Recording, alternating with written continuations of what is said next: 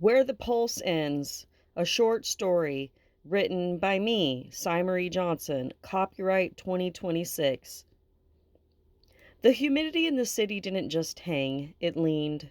It was a thick, stagnant soup of diesel exhaust, ozone, and the metallic tang of blood that drifted from the compliance zones. Joe sat in his rusted sedan, his hands resting loosely on the steering wheel. He wasn't gripping it. He wasn't angry.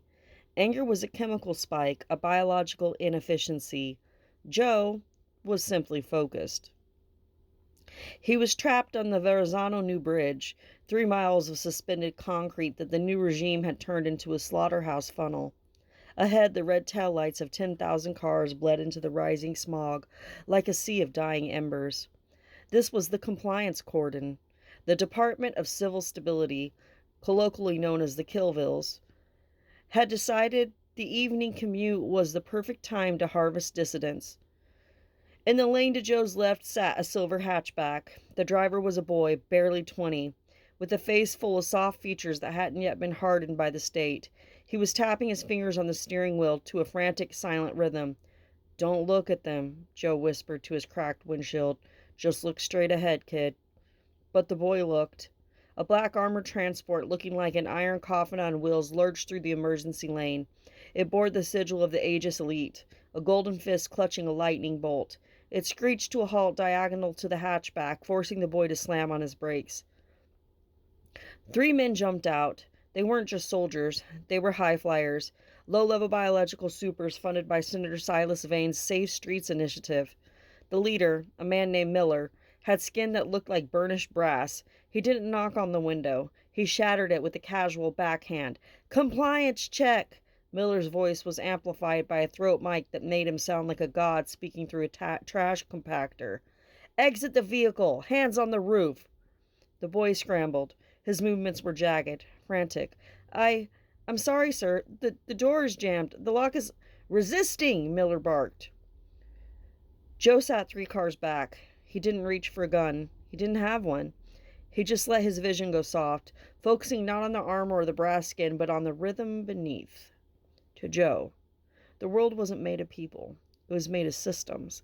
Electrical impulses, blood pressure, the hum of the vagus nerve. The boy finally kicked the door open, but as he stumbled out, his foot caught in the seatbelt. He lunged forward, his hand reflexively reaching out to catch himself on Miller's pristine armored vest. Miller didn't flinch. He smiled. It was a smile of a man who had given a legal reason to satisfy a private urge. The kinetic pistol at Miller's hip cleared its holster in a blur. Crack. The sound was wet and heavy. The kinetic round didn't just pierce, it dumped its entire energy into the boy's chest cavity. He folded in half, hitting the side of his car. His graduation tassel dangled from the rearview mirror just inches from his lifeless, staring eyes. "Clear," Miller muttered into his comms, stepping over the body. He looked bored. Joe felt the shift. It wasn't a rage, in the traditional sense. It was the cold, hollow logic of a mathematician looking at an equation that refused to balance. The boy was a zero now. The balance had to be restored. Joe reached out, not with his hands, but with the silent, invisible tether. He didn't target Miller's heart. High flyers often had redundant cardiac tissue. Instead, Joe went for the vestibular system, the delicate machinery of the inner ear. Negate. In an instant, Miller's world tilted 90 degrees. He didn't just fall, he collapsed in a violent seizing heap. His brain, suddenly deprived of its sense of gravity, sent a panic signal to his stomach. Miller began to vomit inside his sealed tactical helmet, a muffled sound of choking. His partner scrambled, weapons raised, screaming for a sniper.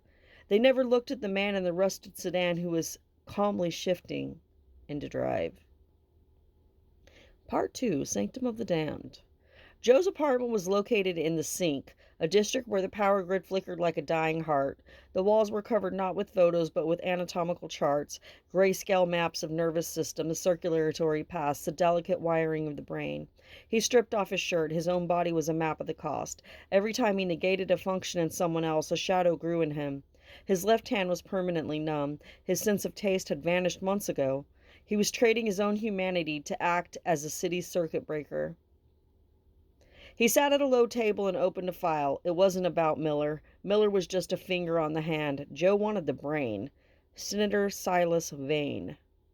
Vane was the architect of the Lethal Discretion Act. He was an elite who believed the city was a biological organism that needed to be pruned. He lived in the Green Zone, a glass and steel utopia built on the bones of the sink. Higher law, Joe whispered, his voice rasping. Cemetery. For every breath taken on the bridge, a lung must fail in the tower.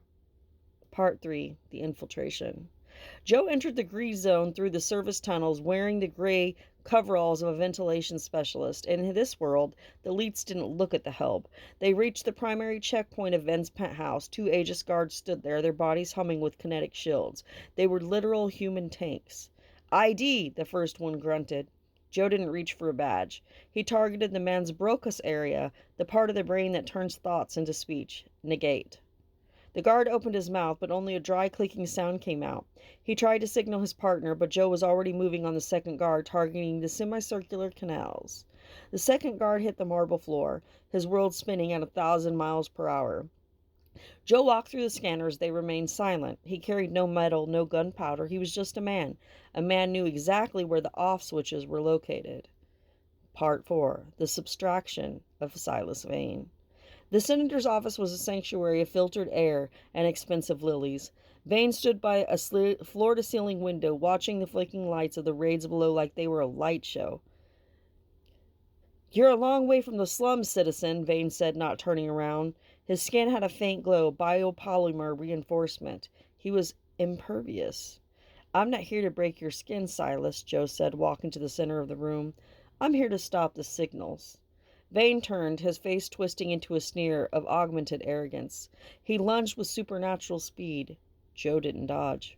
He simply negated Vane's proprioception. Vane's hand missed by a foot.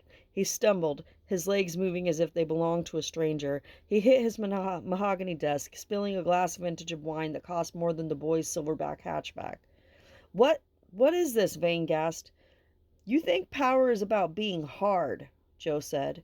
"But power is just electricity moving through meat, and I'm the one who handles the subtraction." Joe focused on the phrenic nerve. Negate. "The boy on the bridge couldn't breathe because your pet soldier put a hole in him," Joe whispered, leaning over the dying senator. "You won't breathe because I've deleted the command. You're going to spend your last 3 minutes realizing that your elite status is just a chemical lie."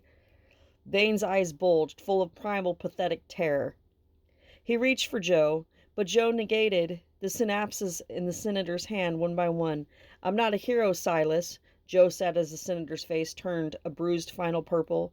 "Heroes want to change your mind. I just want to shut down your system." Part 5. The Anatomy of the Fall. Joe walked out onto the balcony as the senator's heart gave its final unheeded thump. Below him, the city was still burning. One dead senator wouldn't stop the machine, but it would make the machine shudder. Joe pulled a burner phone from his pocket. He sent an encrypted file to every pirate radio station in the sink, the home addresses and biological signatures of every Aegis commander in the city. He felt a new coldness in his chest. His own heart skipped a beat, the price of the night's work. He didn't care. He wasn't a hero. He was the ghost in the wiring, the shadow in the anatomy chart. He was the place where the pulse ended, and he had a lot of names left on his list.